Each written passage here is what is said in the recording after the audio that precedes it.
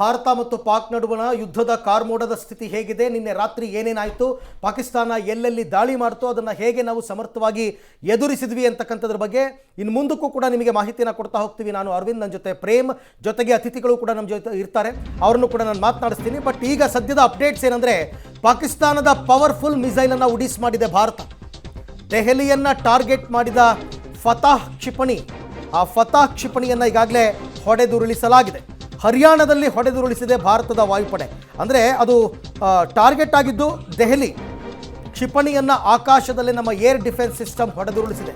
400 kilometre ದೂರ ಕ್ರಮಿಸುವ ಸಾಮರ್ಥ್ಯವನ್ನು ಹೊಂದಿತ್ತು ಈ ಕ್ಷಿಪಣಿ ಅಂತ ಗೊತ್ತಾಗಿದೆ. ಪಾಕಿಸ್ತಾನದ ಪವರ್ಫುಲ್ ಮಿಸೈಲ್ ಒಂದು ಢಮಾರ್ ಒಂದು ಹೋಗಿದೆ. ಪವರ್ಫುಲ್ ಮಿಸೈಲ್ ದೆಹಲಿಯನ್ನು ಟಾರ್ಗೆಟ್ ಮಾಡಿತ್ತು ಫತಾಹ್ ಕ್ಷಿಪಣಿ.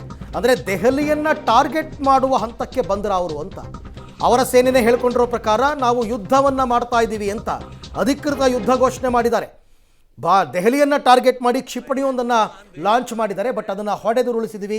ಫತಾಹ್ 1 ಕ್ಷಿಪಣಿ ಅದು. ಇದು ಅವರಲ್ಲಿರ್ತಕ್ಕಂಥ ಶಕ್ತಿಶಾಲಿ ಕ್ಷಿಪಣಿಗಳಲ್ಲಿ ಬಹಳ ಮುಖ್ಯವಾದದ್ದು. ನಮ್ಮಲ್ಲೂ ಕೂಡ ಆ ಥರದ್ದು ಬೇಕಾದಷ್ಟಿದೆ, ಆಯಿತಾ. ಆದರೆ ಪಾಕಿಸ್ತಾನದ ಒಂದು ಕ್ಷಿಪಣಿಯನ್ನು ಅದು ಕಳ್ಕೊಂಡಿದೆ, ಪ್ರಬಲವಾದ ಕ್ಷಿಪಣಿ ಅಂತಂದರೆ.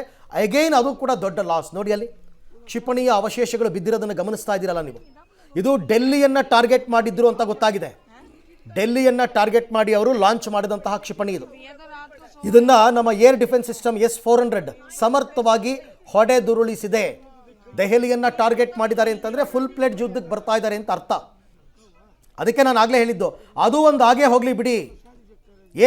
ಈಗ ನಾವೇನು ಅವ್ರನ್ನ ಸಂತೈಸೋದಕ್ಕೋಸ್ಕರ ನಾವು ಟಾರ್ಗೆಟ್ ಮಾಡ್ತಾ ಇದ್ದೀವ? ಇಲ್ಲ, ನಮಗೂ ಕೂಡ ಇದರ ಎಲ್ಲ ಆಗು ಹೋಗುಗಳು ತುಂಬ ಚೆನ್ನಾಗಿ ಗೊತ್ತಿದೆ. ಆ ಕಾರಣದಿಂದಾಗಿಯೇ ನಾವು ಕೂಡ ಯುದ್ಧಕ್ಕೆ ಸನ್ನದ್ಧರಾಗೇ ಇದ್ದೀವಿ. 14 ದಿನ ಉಗ್ರರ ದಾಳಿಯಾದ ಮೇಲೆ 14 ದಿನ ಸಭೆಗಳ ಮೇಲೆ ಸಭೆ ಮಾಡಿದ್ರಲ್ಲ, ಯಾತಕ್ಕೋಸ್ಕರ? ಎಲ್ಲ ಕಾನ್ಸಿಕ್ವೆನ್ಸಸ್ಗಳನ್ನ ಚರ್ಚೆ ಮಾಡಿದ್ದಾರೆ ಮೋದಿ ಅವರು, ಅಮಿತ್ ಶಾ ಅವರು, ರಾಜನಾಥ್ ಸಿಂಗ್, ಜೈಶಂಕರ್. ಏನಾಗಬಹುದು, ಯುದ್ಧ ಘೋಷಣೆ ಆದಮೇಲೆ ಯಾರು ಸಪೋರ್ಟ್ ಕೊಡ್ಬೋದು, ಎಲ್ಲವನ್ನ ಲೆಕ್ಕ ಹಾಕಿ ಯುದ್ಧವನ್ನು ಘೋಷಣೆ ಮಾಡಿರೋದು. ಅದರ ಅರ್ಥ ನಾವು ಎಲ್ಲದಕ್ಕೂ ಸಿದ್ಧ ಅಂತ. ನೀವು ಟರ್ಕಿ ಸಪೋರ್ಟ್ ಮಾಡ್ತೀರಾ, ಅಜರ್ಬೈಜಾನ್ ಸಪೋರ್ಟ್ ಮಾಡ್ತೀರಾ, ಚೈನಾದವ್ರು ಸಪೋರ್ಟ್ ಮಾಡ್ತೀರಾ, ಮಾಡ್ಕೊಳ್ಳಿ. ಅಂಥ ಸನ್ನಿವೇಶ ಬಂದರೆ ನಮಗೂ ಸಪೋರ್ಟ್ ಮಾಡೋ ರಾಷ್ಟ್ರಗಳು ಬೇಕಾದಷ್ಟಿವೆ. ಆ ಕಡೆಯಿಂದ ಚೀನಾದವ್ರು ಸಪೋರ್ಟ್ ಮಾಡಿದ್ರೆ ಇಲ್ಲಿ ಜಪಾನ್ ಅವ್ರು ಬರ್ತಾರೆ ನಮಗೆ ಸಪೋರ್ಟ್ ಮಾಡೋದಕ್ಕೆ. But what ever may be, ಪಾಕಿಸ್ತಾನದ ಯುದ್ಧ ತಂತ್ರ ರಣಹೇಡಿ ಯುದ್ಧ ತಂತ್ರ. ಇಷ್ಟು ಮಾತ್ರ ನಾನು ಹೇಳ್ತೀನಿ. ಸಿವಿಲಿಯನ್ಸನ್ನು, ನಾಗರಿಕರನ್ನು ಗುರಿಯಾಗಿಸ್ಕೊಂಡು ದಾಳಿ ಮಾಡ್ತಾ ಇದ್ದೀರಾ, ದೇವಸ್ಥಾನಗಳನ್ನು ಗುರಿಯಾಗಿಸ್ಕೊಂಡು ದಾಳಿ ಮಾಡ್ತಾ ಇದ್ದೀರಾ, ಶಾಲೆಗಳನ್ನು ಗುರಿಯಾಗಿಸ್ಕೊಂಡು ದಾಳಿ ಮಾಡ್ತಾ ಇದ್ದೀರಾ. ಇದ್ಯಾವುದೂ ಯುದ್ಧ ನೀತಿ ಅಲ್ಲ. ಅದಕ್ಕೆ ಭಾರತ ಎಚ್ಚರಿಕೆ ಕೊಟ್ಟಿದೆ.